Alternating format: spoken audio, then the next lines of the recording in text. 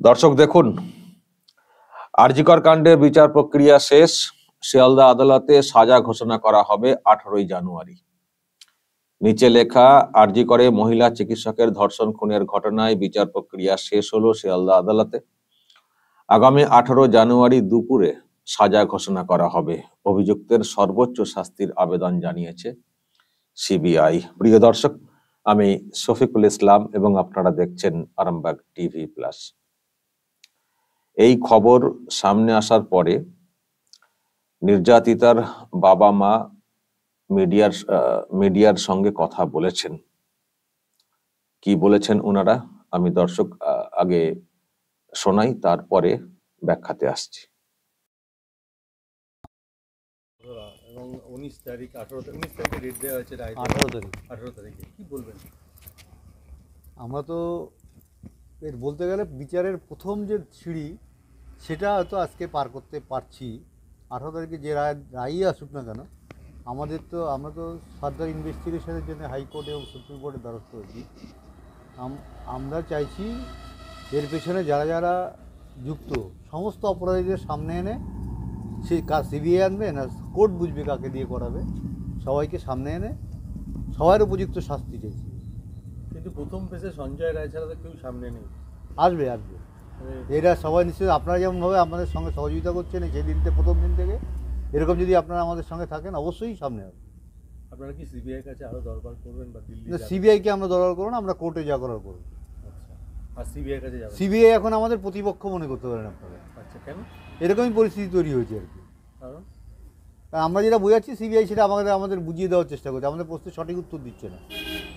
এই পুলিশ, রাজ্য পুলিশ যা করেছিল 5 মাসে, সিবিআই সেটাতেই তকমা লাগিয়েছে এবং সঞ্জয় রায় একাদশী এটাই প্রমাণ করেছে। কিন্তু আমরা মনে করি সঞ্জয় একা কিছুতেই এ কাজ করতে পারে না। একটা জনবহুল হসপিটাল এবং আমার মেয়ে সেখানে একজন কর্তব্যরত ডাক্তার। হসপিটালের কেউ যুক্ত না থাকলে বাইরের কেউ গিয়ে একটা ঘটনা ঘটিয়ে যাবে, একটা রেপ মার্ডার করে যাবে, হসপিটালের কেউ জানবে না, এটা কেউ বিশ্বাস করবে না। কি চাইছেন এখন? প্রকৃত দোষীদের সামনে এনে কঠোর থেকে কঠোরতম শাস্তি। এই আন্দোলন চলবে আপনাদের? আন্দোলনও চলবে এবং আদালতের সঙ্গেও কোনো বড় কোনো আন্দোলনে আপনার কথা ভাবছেন আপনারা? আমরা ভাবছি না। যারা যারা ছাত্র এবং সিনিয়র ডাক্তার আমাদের সঙ্গে আছেন, তারা যেভাবে আন্দোলনকে এগিয়ে নিয়ে যাবেন আমরা সঙ্গে তার সঙ্গে। খুবই দুর্ভাগ্যের যে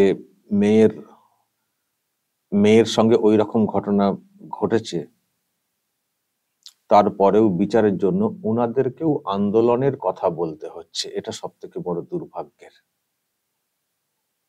আন্দোলন করে বিচার আনতে হবে, এইরকম ঘটনা, নৃশংস একটা ঘটনা ওইভাবে চলে যাওয়া, এটাকে সামাল দেওয়াটাই তো বড় ধাক্কার। তারপর বিচার করার জন্য আন্দোলনে নামতে হচ্ছে এবং প্রশ্নও করা হচ্ছে।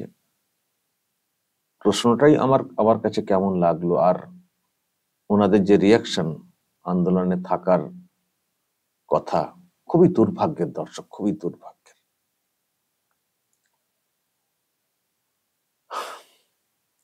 এবং যেটা শুনলেন, বাবা যেটা বললেন যে সিবিআই তো মনে হচ্ছে প্রতিপক্ষ, আমরা বলছি আমাদেরকে অন্য বোঝানো হচ্ছে। আমি মিডিয়াতে ওনারাও বললেন, আমি মিডিয়াতে যেটা দেখছি যে সিবিআই জানিয়েছে এই ঘটনার তদন্তে যে সমস্ত তথ্য প্রমাণ মিলেছে তাতে একজনই অভিযুক্ত। একজনের পক্ষেও যে এই ঘটনা সম্ভব তা বলা হয়েছে বিশেষজ্ঞ চিকিৎসকদের রিপোর্টেও। সেই তথ্য প্রমাণ উল্লেখ করেই ধৃতের সর্বোচ্চ শাস্তি চেয়েছে কেন্দ্রীয় তদন্তকারী সংস্থা। বুঝতে পারছেন, সিবিআই জানিয়েছে নাকি এটা, যে একজনই অভিযুক্ত, যা সব তথ্য প্রমাণ রয়েছে। আর যারা এক্সপার্ট বিশেষজ্ঞ চিকিৎসক, তাদের নাকি রিপোর্টে বলা হচ্ছে যে একজনের পক্ষেও ওই ঘটনা সম্ভব। মানে আদালতে নাকি এসব বলা টলা হয়েছে। তো নির্যাতিতার বাবা মা বিশ্বাস করতে পারছেন না, তারা এখন সিবিআইকেই কার্যত কাঠগড়ায় তোলার চেষ্টা করছেন। বিশ্বাস হচ্ছে না, সত্যি বিশ্বাস হওয়াটা কঠিন। কঠিন। কিন্তু প্রশ্ন হচ্ছে যে তাহলে কি হবে, জানি না ওটা কি হবে। সঞ্জয় রায়কে যে ধরা হয়েছে, যে বিচার প্রক্রিয়া যেটা শেষ হয়েছে, যার সাজা বা রায় দেওয়া হবে 18 তারিখে, সে তো আমরা দেখবো কি হয় না হয়। কিন্তু যদি সত্যি সত্যিই সঞ্জয় রায়ের সর্বোচ্চ সাজাও হয়ে যায়, তাতেও কি বিচারটা হলো?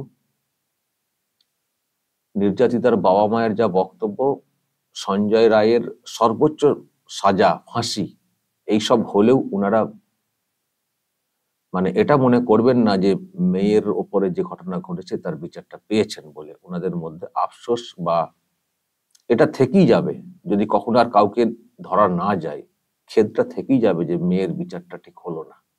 যা বুঝতে পারছি কথা শুনে। এখন কি বলবেন দর্শক? আমি একটা বিষয় দেখছি যে ইনারা বা যারা ওই জুনিয়র ডাক্তার, তাদের একটা বড় অংশ সবাই এখন সিবিআই কি দোষারোপ করছেন যে সিবিআই ঠিক মতো করে তদন্ত করেনি।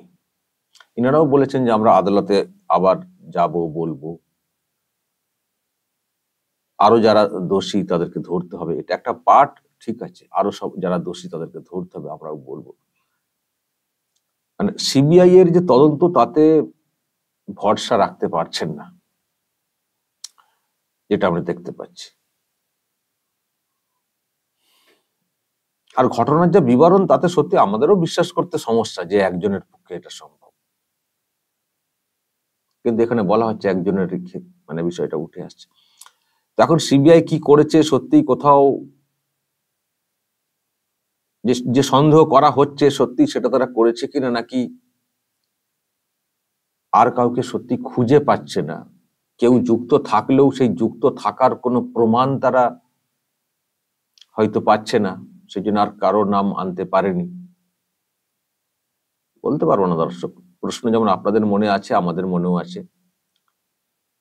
সিবিআই কে যে আমরা একেবারে বিরাট স্বচ্ছ, এক কথায় বিশ্বাস করে ফেলবো, সবকিছু কি একবারে বেদ বাক্যের মতো, যা বলবে বেদ বাক্যের মতো মনে করে নেবো, এটা আমরা কখনো বলি না।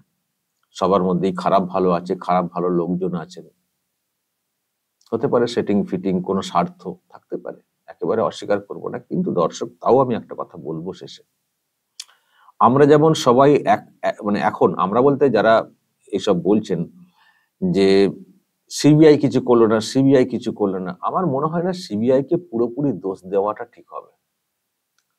আমি সিবিআই এর নেগেটিভ সব কথা মাথায় রেখেই বলছি।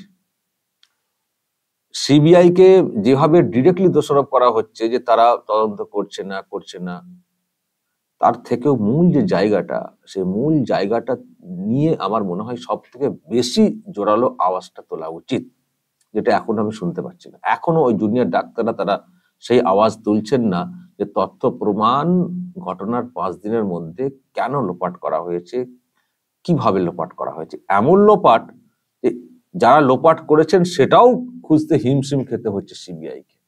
তারাও মানে এই যে দুজনকে ধরা হয়েছিল, ডাক্তার মানে প্রিন্সিপাল এবং পুলিশ, তাদের ক্ষেত্রে চার্জশিট প্লেস করতে পারলো না। তার মানে কতটাই হিমশিম খেতে হচ্ছে, তার মানে কত পাকাপোক্ত ভাবে তথ্য প্রমাণ লোপাটের চেষ্টা হয়েছে। সেই আওয়াজটা কেন কেউ তুলছেন না পুলিশের বিরুদ্ধে? যে কলকাতা পুলিশ এমন করলো, পুলিশ মন্ত্রী রাত জেগে যোগাযোগ রেখে চলেছিলেন বলে, বা একটা প্রশ্ন আকারে বলবেন যে তাহলে কি এমনই ভাবেই তথ্য লোপাট করে দেওয়া হয়েছে যে সিবিআই কুল কিনারা পাচ্ছে না? তাহলে সিবিআই কে আমরা কি দোষ দেব, নাকি যেখান থেকে প্রথমে লোপাটের পাঠ শুরু হয়েছে এবং পাকাপোক্ত হবে তাদেরকে দোষ দেব, বা তাদের জন্যই কি আজকে আর কাউকে খুঁজে পাওয়া গেল না? আমি বলছি যে এই প্রশ্ন তুলে কেন মূল জায়গাটাকে আঘাত করা হচ্ছে না, এটা হচ্ছে আমার ব্যাপার। সবাই সিবিআই তদন্ত যেহেতু লাস্ট করছিল তাদের উপরে ছেড়ে দেওয়া হচ্ছে। সিবিআই তো 5.5 দিন পর পেয়েছে, যেখানে ঘটনার প্রথম 5 ঘন্টা হচ্ছে খুব ইম্পর্টেন্ট। এই যে বলছে আর কোনো তথ্য প্রমাণ অন্য কাউকে পাওয়া যায়নি, তথ্য প্রমাণ সিবিআই তো নতুন করে তার খুঁজে বের করতে পারেনি। 5 দিন পরে কি তথ্য প্রমাণ পাবেন ধর্ষণ খুনে? সুতরাং যেটুকু যা এগোনো হয়েছে সবটাই হচ্ছে পুলিশের দেওয়া তথ্য প্রমাণ অনুযায়ী। তো সেখানে যেমন দেওয়া হয়েছে, বাকি যেগুলোকে লোপাট করে দেওয়া হয়েছে, যে ওয়েতে লোপাট করা হয়েছে, যেভাবে লোপাট করা হয়েছে, হয়তো খুঁজে পাচ্ছে না সিবিআই। আমি আবার বলছি, আমি দুটো কথা বলছি। সিবিআই এর গাফিলতি যেমন আপনারা বলছেন, সেটাও হতে পারে, যেমন ভরসা উঠে যাওয়া, অনেকে বলছেন বাবা মায়েরও অবস্থান বুঝছেন নিশ্চয়ই, ওই ওনাদের কষ্টের জায়গা থেকে আমরা বলছি, ওনাদের যে প্রশ্ন আছে ওটাকে উড়িয়ে দিচ্ছি না, ওটাও হতে পারে।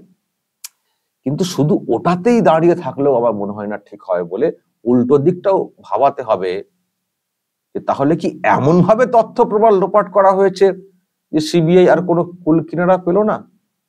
সেটা কেন হবে? তাহলে সেই আওয়াজটাও কিন্তু তুলতে হবে। আমার বক্তব্য এটাই।